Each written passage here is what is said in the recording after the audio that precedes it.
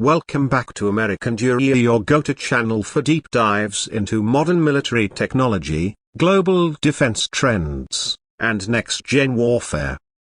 Today, we're diving into something stirring from the heart of the Middle East: Iran's newest armored force development, the 2026 main battle tank that's been making headlines and stirring debate across defense circles.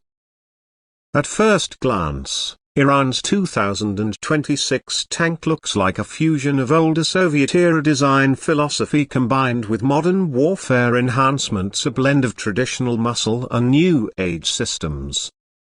According to leaked specs and official images released by Iranian state media, this tank builds off the foundation laid by the Karar, which itself was influenced heavily by the Russian T-90 platform.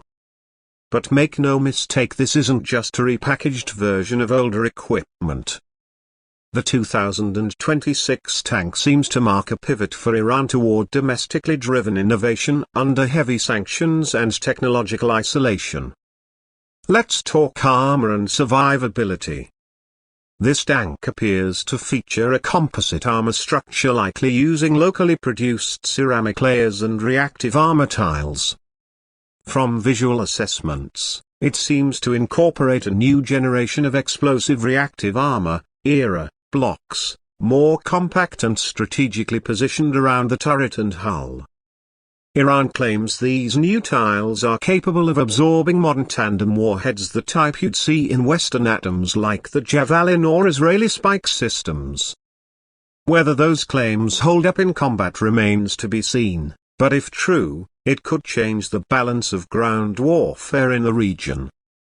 Moving on to firepower, the 2026 tank retains a 125mm smoothbore cannon, auto-loaded, consistent with Soviet design lineage. But Iran claims the fire control system has received significant upgrades. We're talking thermal imaging, laser range finders, and even claims of an integrated AI-assisted targeting module. Though analysts are skeptical about how advanced this AI really is. Still, it's a big step forward for a country that's long depended on retrofitting aging hardware. One of the most notable upgrades is the new active protection system, reportedly designed in response to drone and loitering munition threats.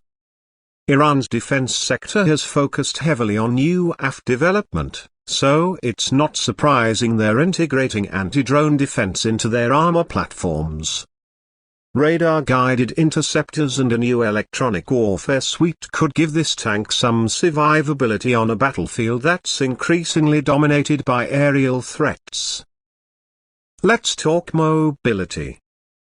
The 2026 tank is believed to run on a domestically upgraded diesel engine, outputting around 1,000 to 1,200 horsepower, a significant jump over previous Iranian MATs. While still behind Western standards like the Abrams or Leopard 2, it's a decent match for tanks like the Indian Arjun or Chinese Type 96. Improved torsion bar suspension and re-engineered tracks also suggest better maneuverability over Iran's diverse terrain, from mountain passes to arid deserts. Now, we can't ignore the strategic implications. Iran isn't just building tanks for defense, it's making a statement. This tank represents autonomy. A message that despite international pressure, embargoes, and limited access to Western tech, Iran is advancing its military capabilities in-house. It's also an export signal. Iran has long tried to market its weapons systems to allies in Syria, Lebanon, and even Venezuela. A successful modern tank could become a new centerpiece of those deals. However, it's also worth asking, how much of this is real capability versus propaganda? Iran has a history of overhyping its military assets. Some of the more ambitious features like integrated battlefield networking or AI targeting might be in prototype stages or limited to just a few models. Until we see these tanks in live exercises or, unfortunately, in conflict zones, it's hard to validate the performance claims.